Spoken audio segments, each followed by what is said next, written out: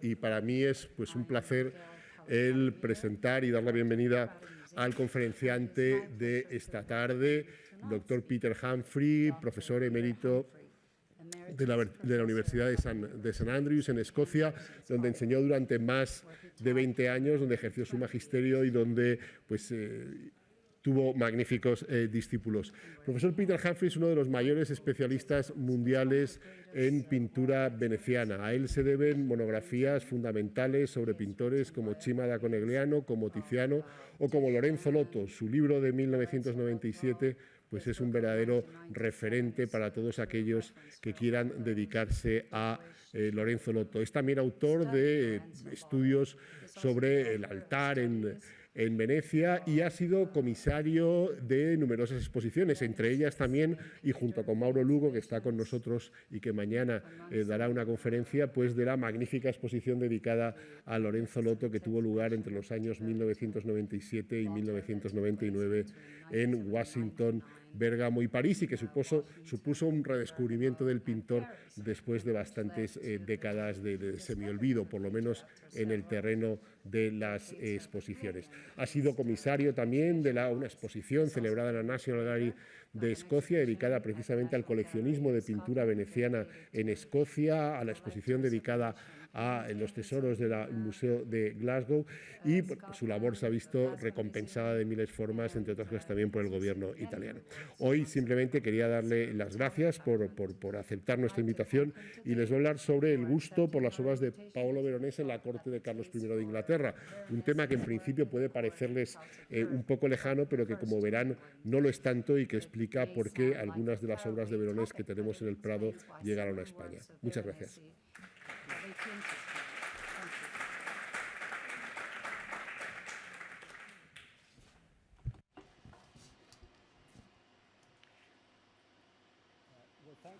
Muchas gracias, Miguel Falomir, por esta amable presentación y muchas gracias al público por haber venido a escucharme en un día tan precioso de junio, cuando podrían estar paseando. Me gustaría comenzar también pidiendo disculpas por no hablar español, pero creo que será mejor que hable en inglés. Mi conferencia tiene una nota española muy importante, que no aparezca en el título, aunque haré referencia muchas veces a Londres. Me gustaría comenzar mostrando el exterior de la Real Academia de las Artes de Londres en marzo de este año, donde se celebró una bellísima exposición del rey Carlos I, rey y coleccionista. Intentamos centrar la atención pública en los logros culturales enormes del reino de Carlos I. Su reino, por otra parte, fue un desastre total y concluyó con la catástrofe de la Guerra Civil.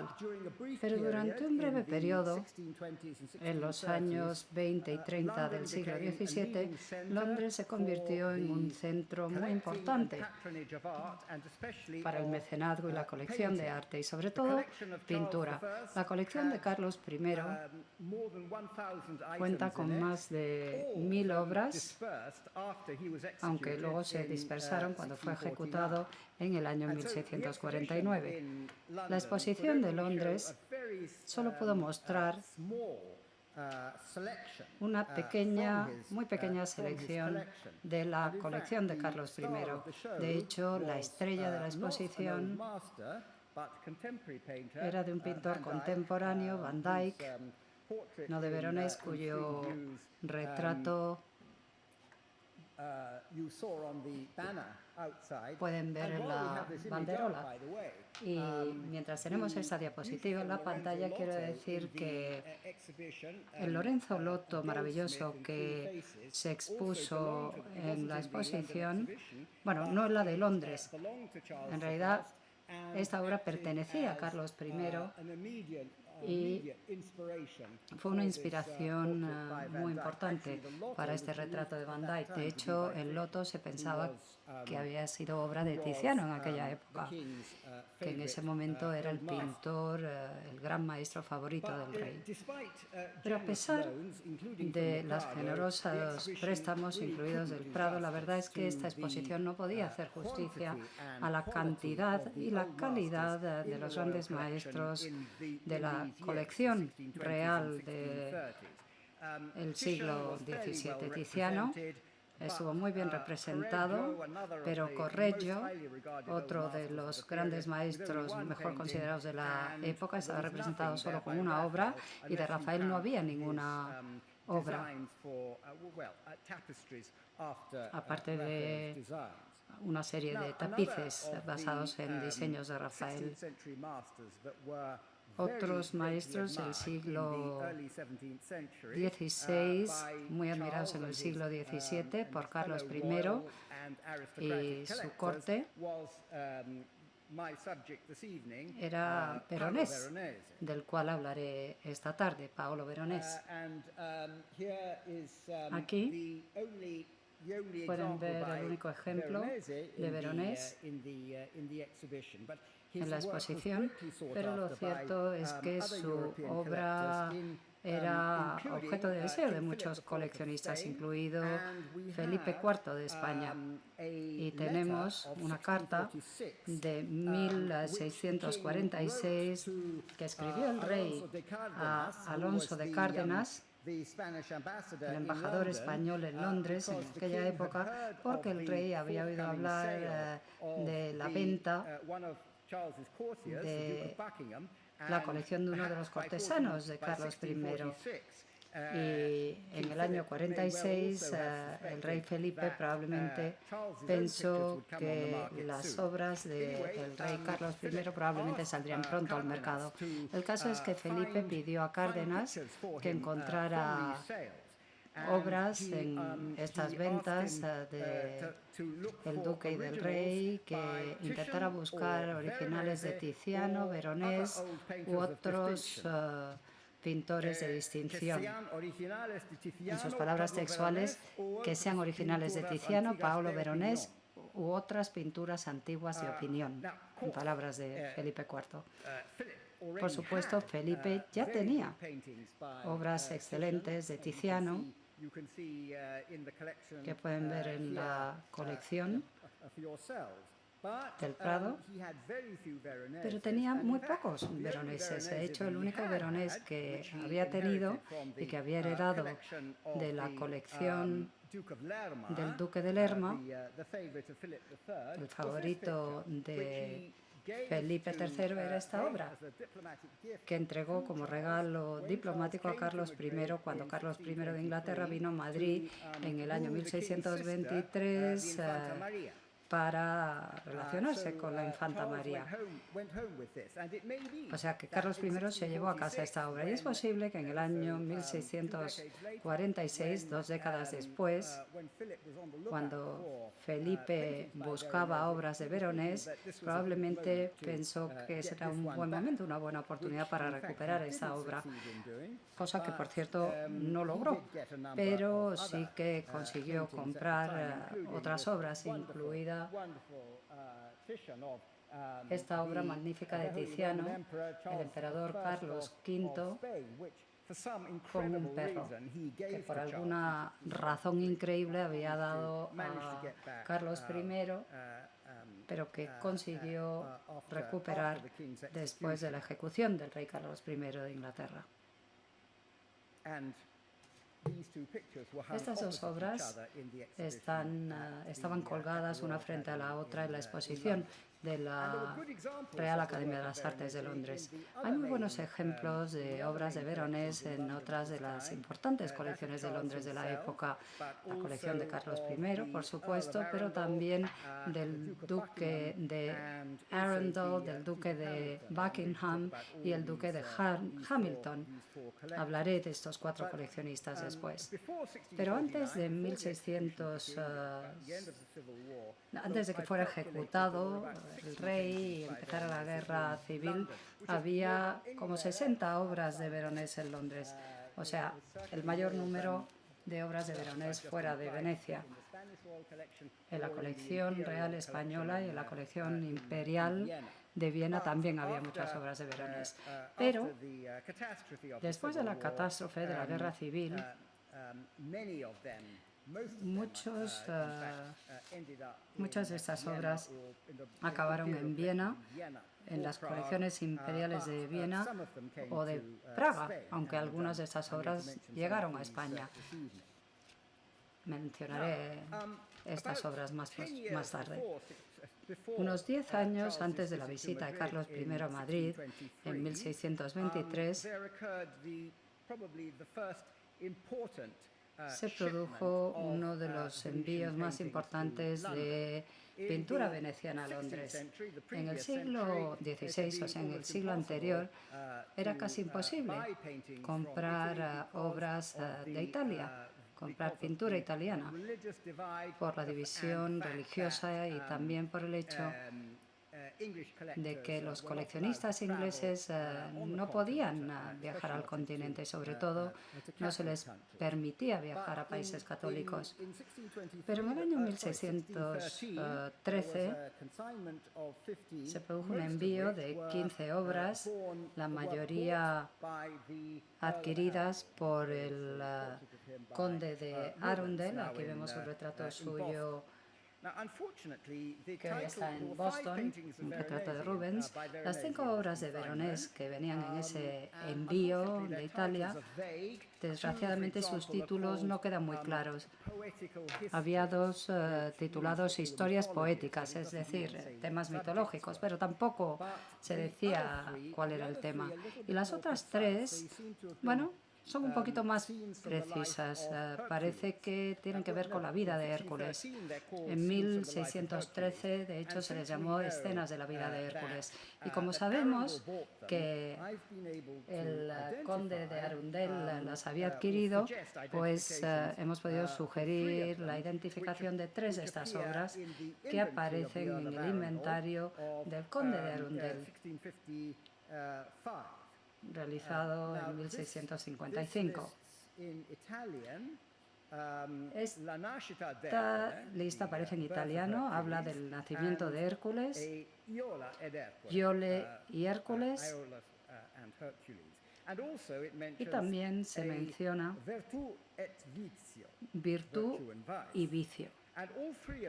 Estas 3 obras fueron adquiridas por Cárdenas para Luis de Haro,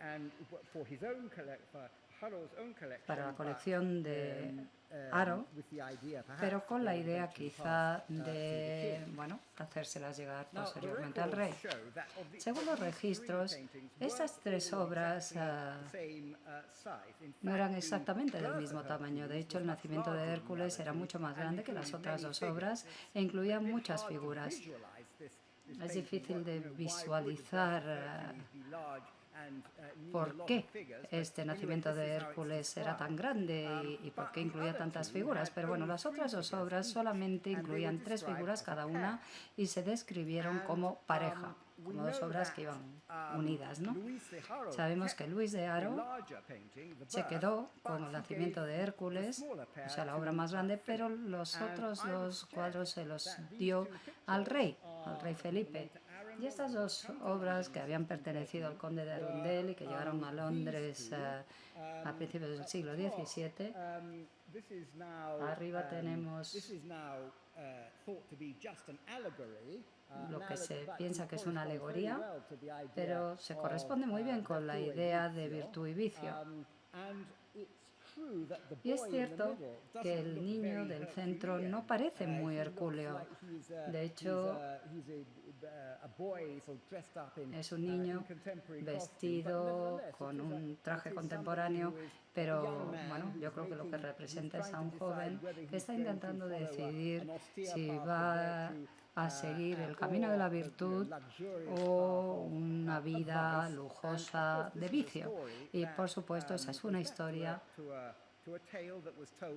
que tiene mucho que ver con los cuentos de Hércules. O sea que es fácil imaginar que la persona que realizó el inventario en 1613 pensó que probablemente esta obra representaba la elección de Hércules.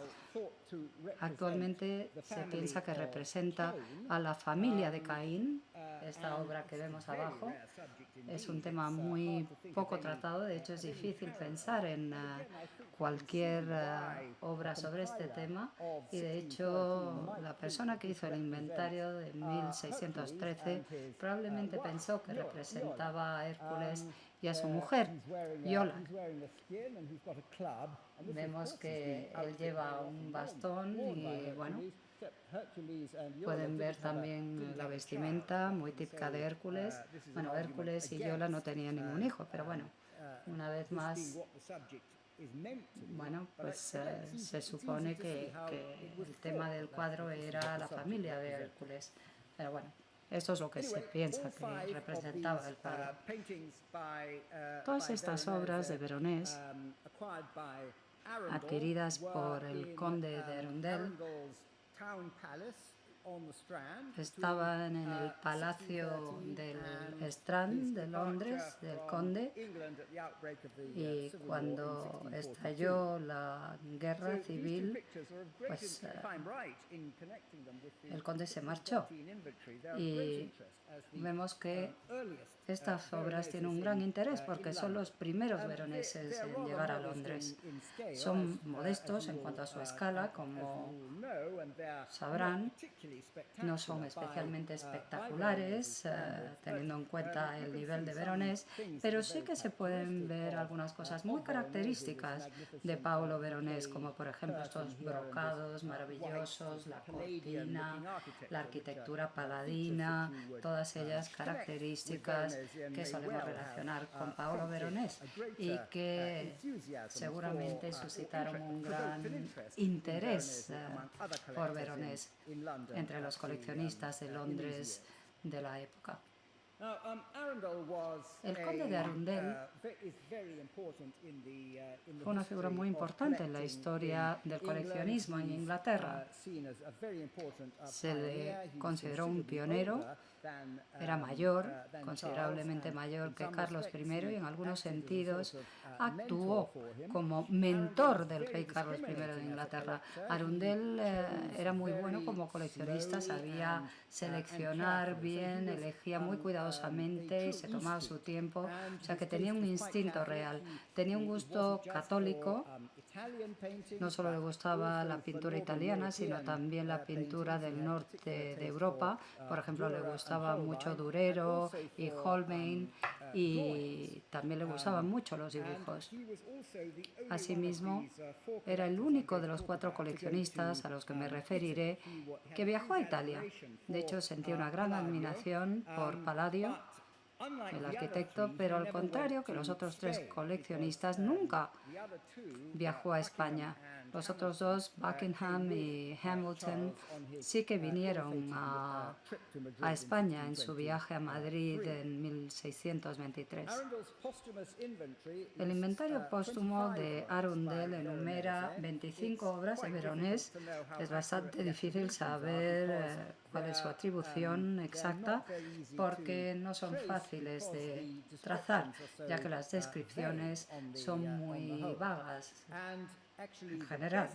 De hecho, el episodio mejor documentado de la búsqueda por parte de Arundel de obras de Veronés es el hecho de que ofreció no sé cuántas pistolas por una obra magnífica del martirio de San Jorge, que aparece aquí a la izquierda, que en aquella época y hoy sigue estando en una iglesia, la iglesia de San Jorge en Verona.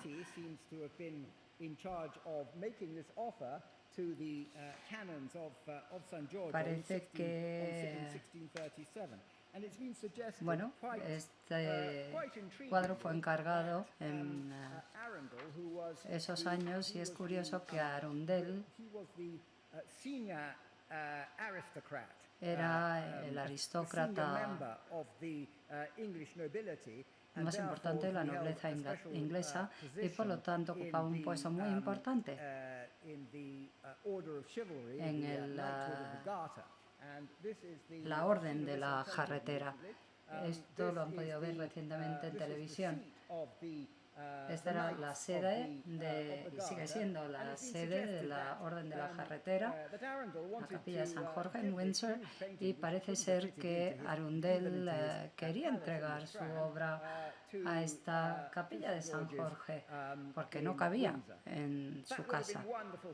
Eso hubiera sido magnífico para los ingleses, pero desgraciadamente los religiosos no le escucharon y bueno, pues no le hicieron caso y bueno, pues sigue estando en Verona.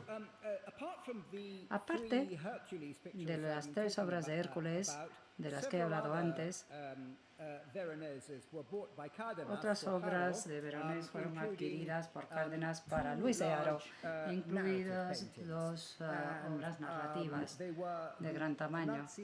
La Anunciación, bueno, una Anunciación y Cristo y el Centurión. Jesús y el Centurión. Una obra de Veronés que hoy se encuentra aquí en el Museo del Prado y que fue regalado por Luis de Haro al rey. Este probablemente era el tipo de pintura en la que pensaba Felipe cuando escribió su carta a Cárdenas en 1646, pidiéndole que le buscara obras de Veronés. La Anunciación se ha perdido, no esta fue pintada para el Escorial y sigue estando ahí, y quizá, bueno, pues esta obra del Escorial nos da una idea del tipo de pintura que formaba parte de la colección de Arundel y que luego vino a España. Un inventario de esta colección decía que las figuras sagradas tenían un paisaje arquitectónico y un fondo de cipreses. Bueno, algo muy típico de Veronés. Pero no todos los veroneses del Conde de Arundel vinieron a España. Por ejemplo, esta obra, La visión de Santa Elena, no se quedó en Inglaterra porque fue vendida en Ámsterdam. De hecho, estuvo en Ámsterdam durante una década o 2 dentro de la colección de un coleccionista llamado Philips de Flines antes de volver a Inglaterra. Pero cuando volvió a Inglaterra no formaba parte de la colección real. Por otra parte, en la colección de Arundel también encontramos esta obra, que es un fragmento de un retablo muy grande que había pintado Veronés para la iglesia de San Francisco el Grande en Padua. Y durante esos años, durante esa época fue vandalizada y la parte inferior de la obra se recortó. La parte superior, donde está Cristo, donde está Jesús, quedó en la iglesia. Hay diferentes historias sobre cómo ocurrió este vandalismo. De hecho, había una historia en el siglo XVIII que decía que el conde de Arundel había pedido que se vandalizara porque él quería tener esta obra en su colección. Pero bueno, probablemente el vándalo recortó ese fragmento y bueno, Arundel conocía bien Padua y probablemente sabía de dónde había venido. Esta obra fue adquirida por un par de hermanos, los hermanos Imsten-Wright, que eran sobrinos de un coleccionista muy importante, el banquero alemán de Colonia Everard Jabach, que fue otro de los beneficiarios de el expolio de la guerra civil. Muchas de estas obras las vendió al cardenal Mazarin en París y acabaron en la colección de Luis XIV. Pero Jabach no compró ninguna obra de Veronese. Esto es sorprendente. Ninguno de los veroneses de su colección venían de la colección de Arundel ni de ninguna otra colección inglesa. Y parece que Luis XIV prefería, bueno, le encantaba el Veronese, había comprado muchas obras de Veronese y intentó comprar las bodas de Cana, que estaba en el Louvre, y que, bueno, al final no la compró, pero sí que compró esta otra obra del refectorio de la Iglesia de los Siervos en Venecia. Bueno, ya he hablado bastante del conde de Arundel, ahora voy a hablar del duque de Buckingham, otro gran coleccionista de arte en la corte de Jaime I y de Carlos I. Esta magnífica obra podría haber estado en la exposición de Rubens que tiene aquí en el Prado, porque en realidad es un esbozo de una obra de mayor tamaño. Pero supongo que no pudo venir porque recientemente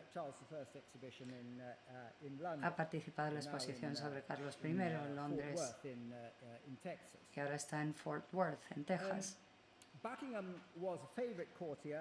Buckingham era uno de los cortesanos favoritos de Carlos I y de Jaime I, antes de Carlos I. De hecho, tuvo una carrera meteórica, salió prácticamente de la nada y, bueno, era un burgués que tenía tierras, pero enseguida, bueno, pues se hizo amigo de la aristocracia y le concedieron todo tipo de honores. Tenía una personalidad exuberante. Rubens consiguió captar muy bien su personalidad de forma perfecta en esta obra, donde le vemos montado a caballo, con todas esas figuras alegóricas que pintaba también Rubens y que glorificaban al duque, la figura del duque. El duque de Buckingham empezó a coleccionar en serio en una época posterior a Arundel, pero antes que Carlos I. Y para cuando fue asesinado en 1628, es decir, 9 años después de haber empezado a coleccionar, había acumulado 300 obras o más.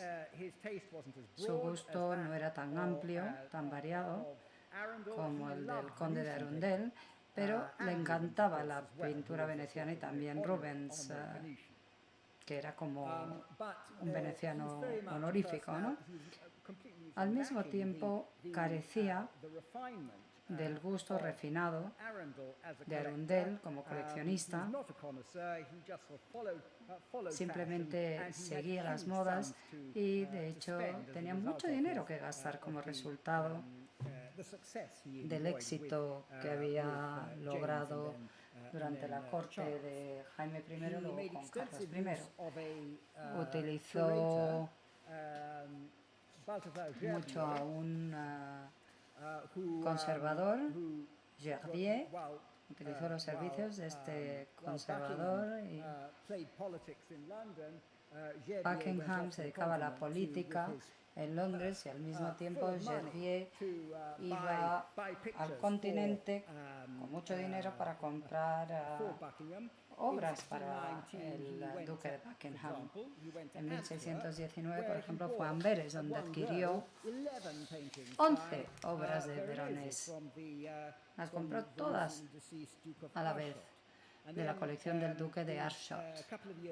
Y un par de años después fue a Italia, donde compró la joya de su colección, este Ecce Homo de gran formato de Tiziano. Hay dos inventarios de la colección del Duque de Buckingham.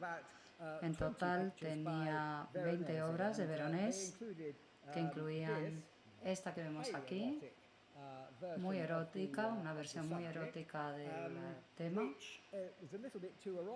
Un poquito demasiado erótico, de hecho, para la viuda de Buckingham, que decidió regalárselo a Carlos I en 1634. Por supuesto que era del gusto de Carlos I, tanto el tema como el artista también le gustaba. Al contrario que en el caso de Arundel, el conde de Arundel, los veroneses que pertenecían al duque de Buckingham son fácilmente reconocibles en su mayoría, porque la mayoría fueron comprados en bloque por Leopoldo Wilhelm, que era gobernador de la Holanda, los Países Bajos españoles. Leopoldo compró todas las obras que acabo de mencionar. Los compró al duque de Ashot, incluidas escenas del Antiguo Testamento. No todas las obras eran de la mayor calidad. Esta destaca por su gran escala. Es una composición más compleja, de muchísima calidad. De hecho, se trata de una obra de las primeras de Veronés y probablemente las últimas en llegar a Inglaterra. Las otras obras que compró de la colección de Ashot eran de menor calidad, como se puede ver si comparamos Jesús y el Centurión, que pertenecía al duque de Buckingham, con esta otra versión más grande y mucho más bella, que pertenece a Arundel y que está aquí en el Museo del Prado. La composición, como puede ver, se ha simplificado mucho. Pero bueno, como dije, podríamos imaginar que estas 10 obras de Veronés con colores tan brillantes, probablemente quedaban fenomenal en York House, que era la residencia en Londres del duque de Buckingham, y probablemente, bueno, pues esto animó a Carlos I y a Hamilton a invertir en obras de Veronés.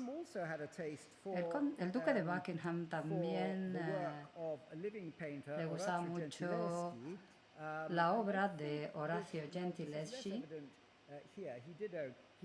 Aquí a lo mejor no se puede ver también, pero en una obra que veremos dentro de un momento, bueno, su gusto por Veronés lo podemos ver en un mensaje que envió al gobierno veneciano en 1624 a través del embajador de Venecia en Londres. Los embajadores con frecuencia actuaban como intermediarios entre coleccionistas mundiales y las ciudades donde querían comprar obra pictórica. Y el duque de Buckingham dijo que quería tener obras de Veronés para decorar algunas de las paredes desnudas que tenía en su casa. Y de hecho, vemos uno de estos redondeles. Esta es una vista de la sala de la librería Marciana en Venecia, uno de los 3 tondos de techo de Veronés. Él lo que proponía es que se hicieran orificios en este maravilloso techo para de esa manera poder quedarse con las 3 mejores pinturas de Veronés. Y al igual que en San Jorge, bueno, el Senado de Venecia no estuvo de acuerdo en que se recortaran estos tondos de techo y de hecho los veroneses se quedaron donde estaban.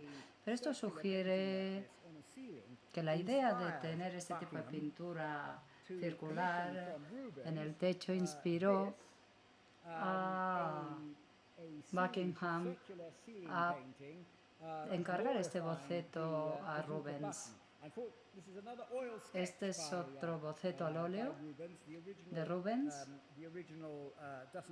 El original no ha sobrevivido, pero bueno, una composición realizada para el techo de una de las salas de la residencia del duque de Buckingham en Londres.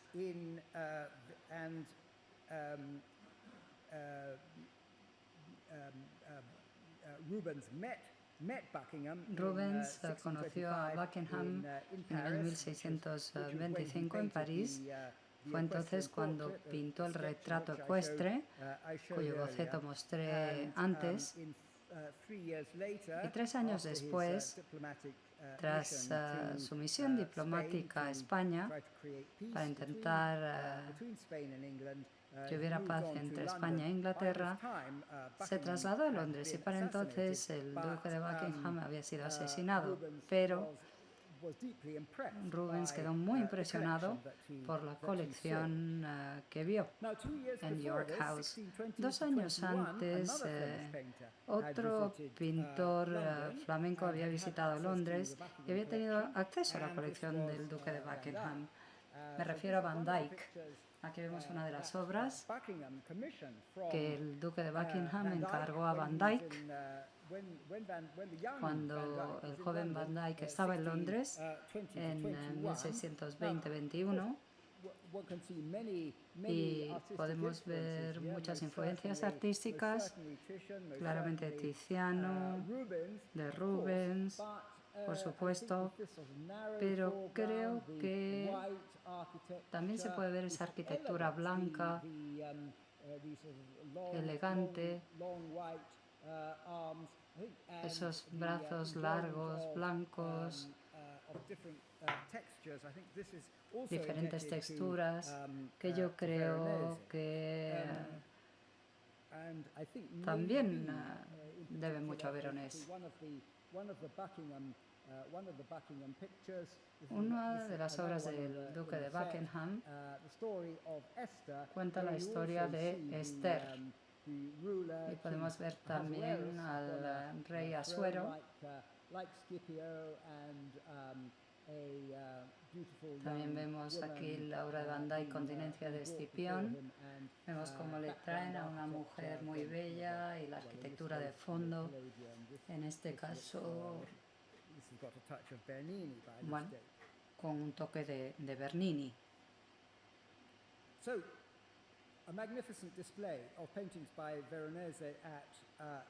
Como podemos ver, en York House había una exposición magnífica de obras de Veronés adquiridas por el duque de Buckingham, y las actividades de Arundel y de Buckingham como coleccionistas influyeron sobremanera en el gusto de Carlos I, y de hecho tenía fama de ser un gran amante de la pintura ya antes de llegar a ser rey en el año 1625.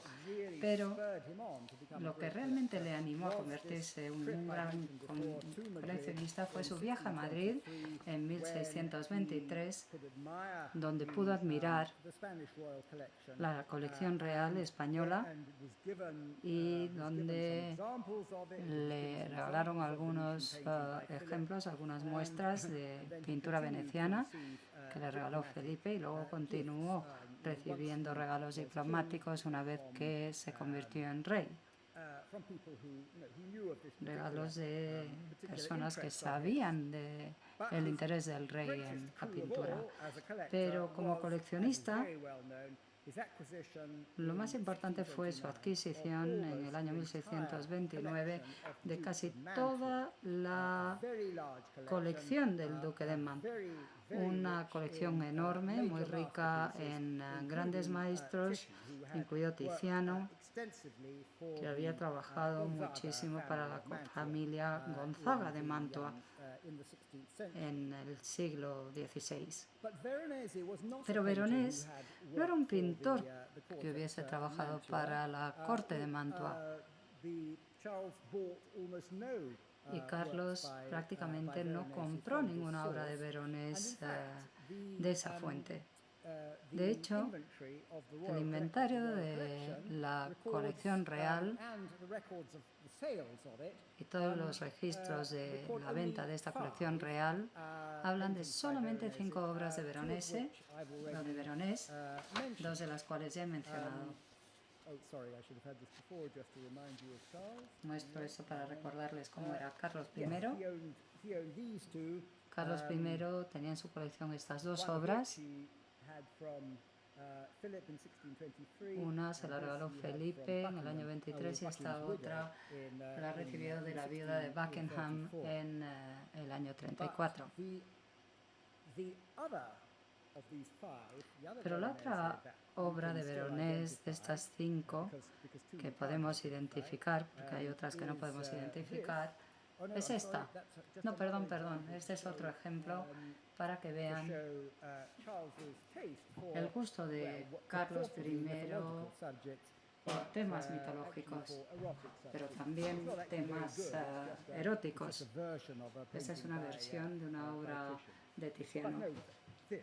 Pero bueno, a este cuadro es al que me refiero. Es una joya que, como saben, está aquí en el Prado y quizá la obra más bella de Veronese que llegó a Inglaterra durante esos años, durante esa década.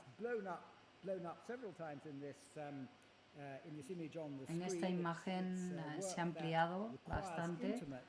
Es una obra que requiere mucha reflexión, hay que fijarse en los detalles, la delicadeza, nos recuerda a las fiestas galantes de Watteau. Yo creo que refleja cómo Carlos I era un conocedor, un coleccionista muy refinado, más que gobernante era un coleccionista y compraba obras para poder comprar e impresionar a la gente, sobre todo con sus retratos ecuestres. Pero bueno, muy poca gente era consciente de esto y veían esas obras. Solamente su círculo más íntimo podía apreciar la belleza de estas obras. Esta obra fue adquirida también por Cárdenas, que la hizo llegar a Luis de Haro y que a su vez se la hizo llegar a Felipe IV.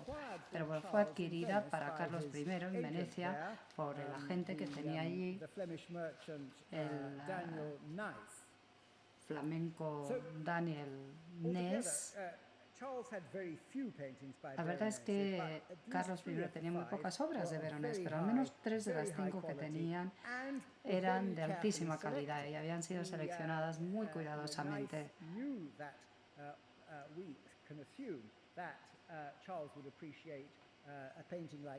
Seguro que a Carlos le gustó mucho esta obra y probablemente varias de ellas las eligió en persona, o sea que realmente hay muy pocos comentarios contemporáneos sobre el gusto de Carlos I. Se decía que no le gustaba demasiado o especialmente Veronese. Esta referencia la encontramos en una carta del año 1637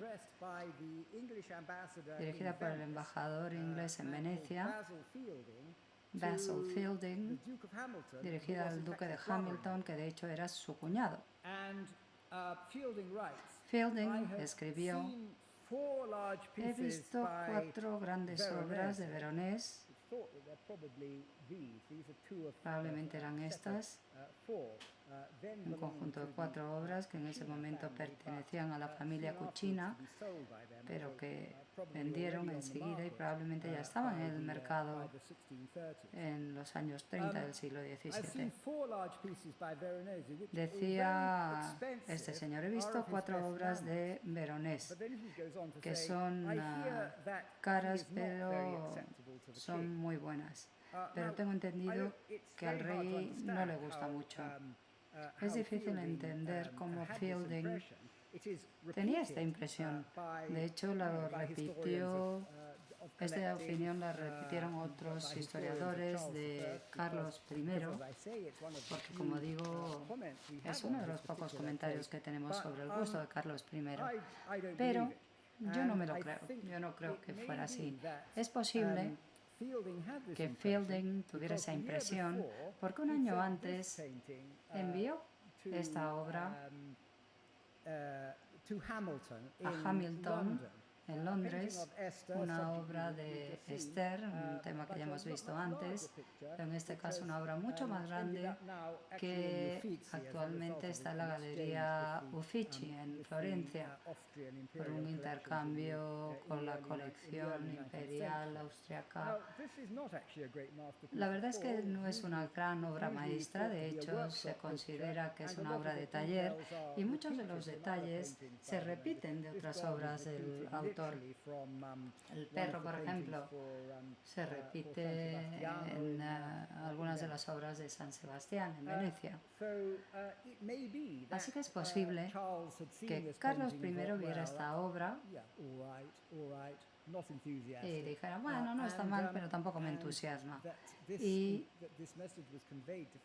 este mensaje le llegó a Fielding y lo interpretó como que a Carlos I no le gustaba mucho Veronés. Pero yo creo que esto demuestra el refinamiento y el gusto de Carlos I, más que su falta de gusto por Veronés. La influencia de Veronés, sin embargo, es muy evidente en uno de los encargos pictóricos más importantes durante todo el reinado de Carlos I. Me refiero a la pintura o las pinturas para techos que realizó Rubens para la sala de banquetes de Whitehall. Aquí vemos el Rubens y aquí vemos el exterior de la Palacio de Banquetes de Whitehall. Por cierto, en la exposición de Rubens pueden ver algunos bocetos de estas obras, ¿no? Y es evidente que Rubens, que probablemente conocía lo que había hecho Veronés en Venecia, adoptó el diseño general, que es un diseño bastante especial. Bueno, la influencia, sobre todo, la podemos ver aquí.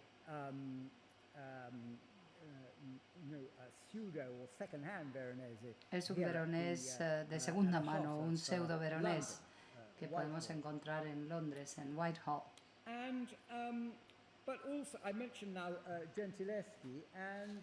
Ahora me gustaría mencionar a Gentileschi. Es bastante probable que hubiera cierta conexión. Gentileschi probablemente vio esta obra cuando estaba en Londres y, bueno, por supuesto que es una demostración de virtuosismo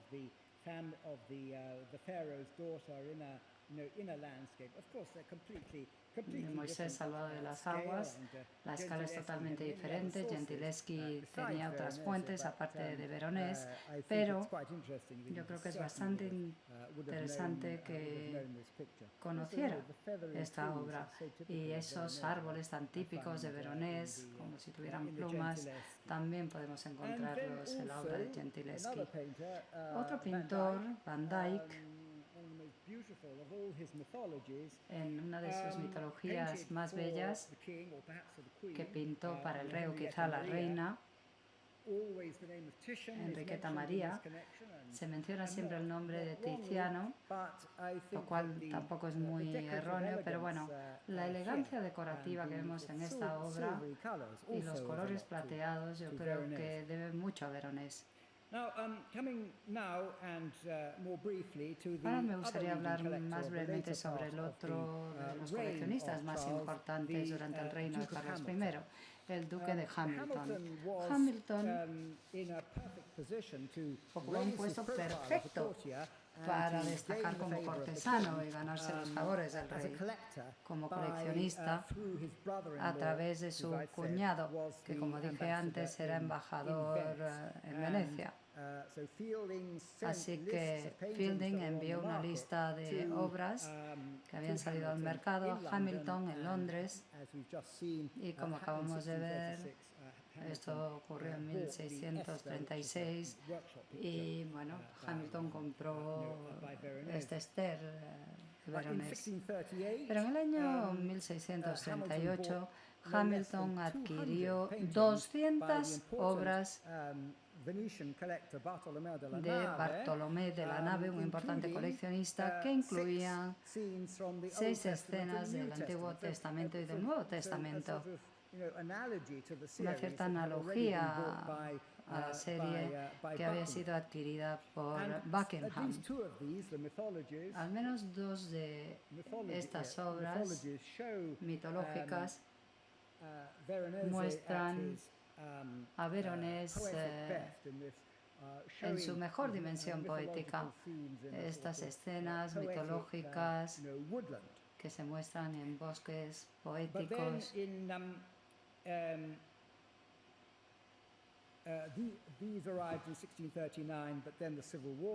Luego pues estalló la guerra civil en el año 42 y en el año 46 fue ejecutado Hamilton, un mes después de que fuera ejecutado el rey, y prácticamente toda su colección fue adquirida por el archiduque en Bruselas.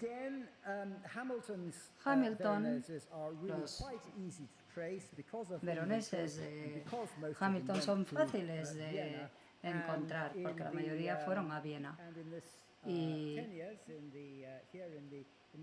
aquí, en esta obra de Teniers, en el Prado, podemos ver varias de las obras de Veronese. Hay una que pertenecía a ese conjunto de escenas del Antiguo y del Nuevo Testamento que habían sido adquiridas a Bartolomé de la Nave por Hamilton. He hablado mucho de 4 colecciones importantes, pero hubo otras colecciones más pequeñas en Londres durante estos años que incluían también obras de Paolo Veronese. Por ejemplo, en 1651, el enviado español en Londres,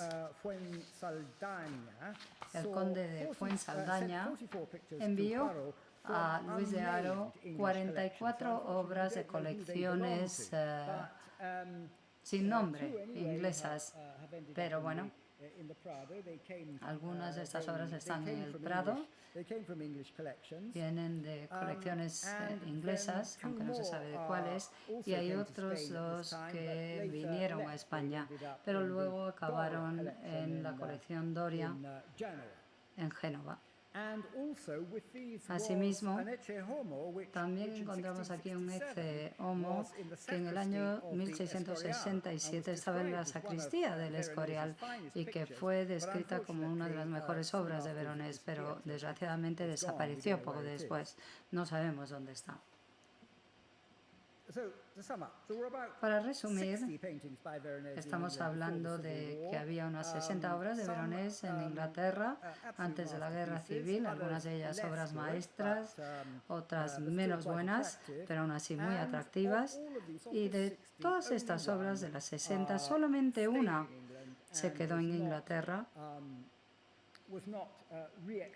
y no fue reexportada a la Europa continental. Esta obra, que recibió como regalo de Felipe en el año 1623, se encuentra hoy en Edimburgo. En los siguientes 150 años, lo cierto es que no se apreció mucho a Veronés en Inglaterra, en contraste con lo que ocurrió en Francia. Los reyes de Francia, Luis XIV, XV y el duque de Orleans estaban totalmente enamorados de Veronés y compraron muchas obras de Veronés. Y un gran número de las obras, todas las obras italianas de la colección Orleans,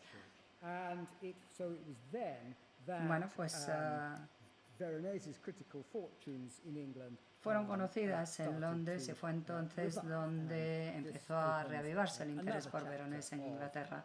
Y esto abre un nuevo capítulo del gusto por Paolo Veronés en Inglaterra. Muchas gracias.